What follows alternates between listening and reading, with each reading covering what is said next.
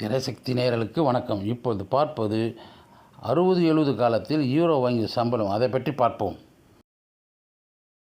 பொதுவாக தமிழ் சினிமாவில் அந்த காலத்தில் இருந்து இந்த காலம் வரை ஹீரோக்களுக்கு தனி மதிப்பு தான். இன்று வரை பல படங்கள் ஹீரோக்களை மையமாக வைத்து தான் படம் வருகிறது.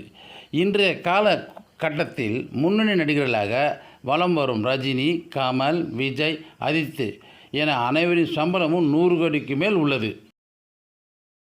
மேலும் அடுத்தடுத்து படங்களில் தனது சம்பளத்தையும் ஏற்றி வருகிறார்கள். 60-70 காலகட்டத்தில் ஹீரோக்களின் சம்பளம் எவ்வளவு என்பது பார்ப்போம்.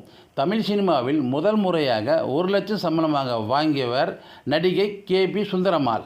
ஔவையார் திரைப்படத்திற்காக இந்த சம்பளம் அவருக்கு வழங்கப்பட்டது. அடுத்தது அதிக சம்பளம் வாங்கிய நடிகர் எம்.ஆர். ராதா அவர்கள். ரத்த கண்ணீர் திரைப்படத்திற்காக 1,25,000 ரூபாய் சம்பளமாக வழங்கப்பட்டது. அடுத்தது அதிக சம்பளமாக வாங்கியவர் காமெடி நடிகர் சந்திரபாபு. சகோதரி திரைப்படத்திற்காக சந்திரபாபுக்கு 1 லட்சம் ரூபாய் சம்பளமாக வழங்கப்பட்டது. இதேபோல் நடிகர் திரு சிவாஜி கணேசன் அந்த காலத்தில் 1967 திருவருட்செல்வர் படத்திற்கு 2,50,000 சம்பளமாக வாங்கினார்.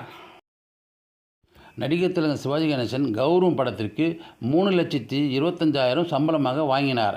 அவர் கடைசியாக படையப்பா படத்திற்கு 1 கோடி சம்பளமாக அதிக சம்பளமாக வாங்கினார்.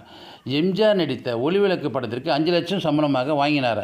அதைத் தொடர்ந்து எம்ஜிஆர் வாங்கிய அதிகபட்ச சம்பளம் 22 லட்சம் மீனவ நண்பன் படத்திற்கு இந்த சம்பளம் வாங்கினார்.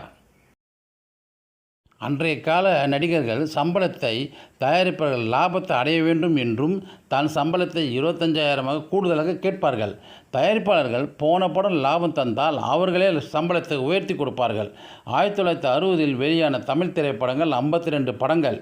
எம்ஜிஆர் நடித்த படங்கள் 3, சிவாஜி கணேசன் நடித்த படம் 7. 1970இல் வந்த படங்கள் 43 படங்கள். மக்கள் திலகம் எம்ஜிஆர் நடித்த படம் 5, நடிகர் திலகம் சிவாஜி கணேசன் நடித்த படம் 7. நடிகர் திலகத்திற்கு சம்பளம் பேசுவது சிவாஜியின் சகோதரர் சண்முகம் தான். மக்கள் திலகம் எம்ஜிஆருக்கு சம்பளம் பேசுவது எம்ஜி சக்கரபாணி தான். சிவாஜி சம்பளத்தை பற்றி கேட்க மாட்டார். எம்ஜிஆரும் அதுபோல தான். நன்றி. மீண்டும் சந்திப்போம்.